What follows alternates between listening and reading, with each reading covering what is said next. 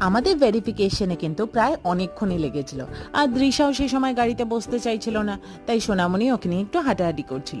আর তারপর সেটা কমপ্লিট করে আমরা চলে আসলাম হ্যাপি ল্যান্ড। আমরা কিন্তু এখন ইন্ডিয়াতে নেই, আমরা আছি নেপালে। নকশালবাড়ি থেকে নেপাল কিন্তু is just like 2 hours distance. আর এই হ্যাপি ল্যান্ড কিন্তু একটা মেজর টুরিস্ট অ্যাট্রাকশন হয়ে গেছে খুব অল্প সময়ের মধ্যে। আমাদের এন্ট্রি টিকিট 200 টাকা পার পার্সন পড়েছিল। জায়গাটা কিন্তু অপূর্ব সুন্দর আর খুব সুন্দর করে সাজানো গোছানো। ভেতরে কিন্তু অনেক কিছুই আছে দেখার মতো। এত বড় জায়গার মেইনটেনেন্সে কিন্তু খরচা আছে। যাই হোক, ঢুকতেই যে জিনিসটা আমাদের অ্যাটেনশন কেড়ে নিয়েছিল সেটা হলো গিয়ে সাইকেলটা। সোনামণি দৃশ্যাকে সাইকেলটার উপর বসিয়ে দিয়ে, এটা কিন্তু একটা ফটো বুথ টাইপ। তারপর ভেতরে চলতে গিয়েই আমার চোখ পড়লো এই ওয়াটার ফাউন্টেনটার দিকে।